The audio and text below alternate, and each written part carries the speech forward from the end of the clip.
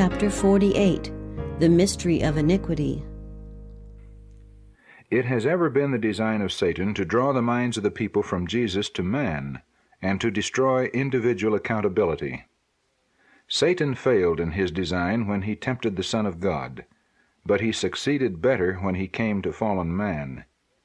Christianity became corrupted. Popes and priests presumed to take an exalted position, and taught the people to look to them for their pardon of their sins, instead of looking to Christ for themselves. The people were wholly deceived. They were taught that the popes and priests were Christ's representatives, while in fact they were the representatives of Satan, and those who bowed to them worshipped Satan. The people called for the Bible, but the priests considered it dangerous to let them have it to read for themselves, lest they should become enlightened and expose the sins of their leaders. The people were taught to receive every word from these deceivers as from the mouth of God.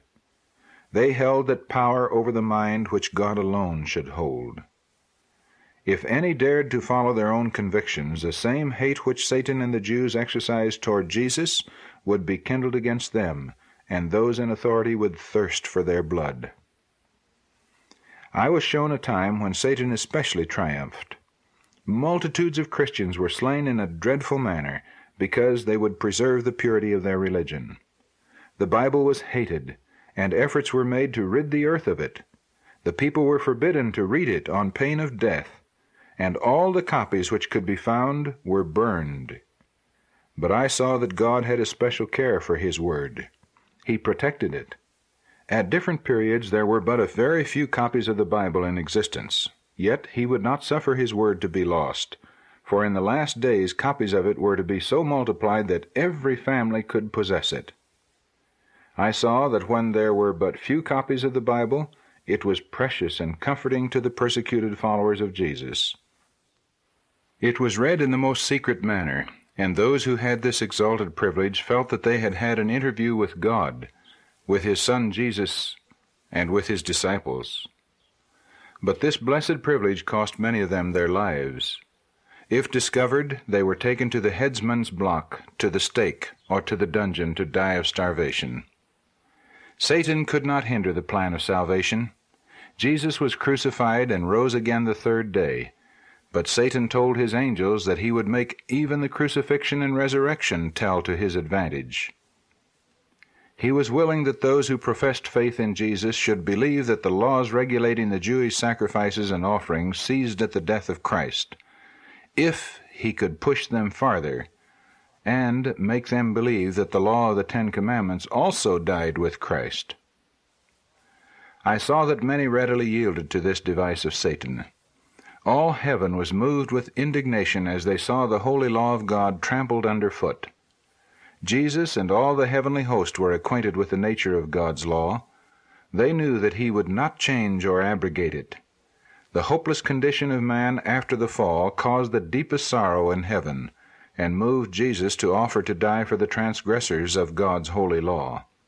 But if that law could be abrogated, man might have been saved without the death of Jesus. Consequently, His death did not destroy the law of His Father, but magnified and honored it, and enforced obedience to all its holy precepts. Had the church remained pure and steadfast, Satan could not have deceived them, and led them to trample on the law of God. In this bold plan, Satan strikes directly against the foundation of God's government in heaven and on earth. His rebellion caused him to be expelled from heaven. After he rebelled, in order to save himself, he wished God to change His law, but was told before the whole heavenly host that God's law was unalterable. Satan knows that if he can cause others to violate God's law, he has gained them to his cause, for every transgressor of that law must die.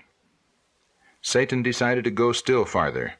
He told his angels that some would be so jealous of God's law that they could not be caught in this snare. The 10 Commandments were so plain that many would believe that they were still binding, and therefore he must seek to corrupt only one of the commandments. He then led on his representatives to attempt to change the 4th, or Sabbath, commandment, thus altering the only one of the 10 which brings to view the true God, the maker of the heavens and the earth. Satan presented before them the glorious resurrection of Jesus, and told them by his arising on the first day of the week, he changed the Sabbath from the 7th to the first day of the week. Thus Satan used the resurrection to serve his purpose. He and his angels rejoiced that the errors they had prepared took so well with the professed friends of Christ. What one looked upon with religious horror, another would receive. Thus different errors were received and defended with zeal. The will of God, so plainly revealed in his word, was covered up with errors and traditions, which have been taught as the commandments of God.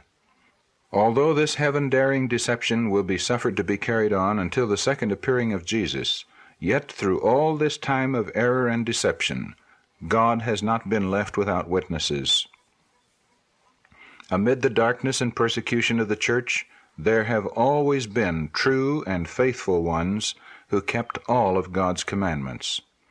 I saw that the angelic host were filled with amazement as they beheld the sufferings and death of the King of glory.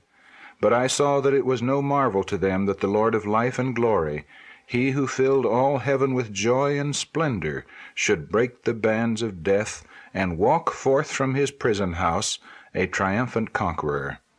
Therefore, if either of these events should be commemorated by a day of rest, it is the crucifixion.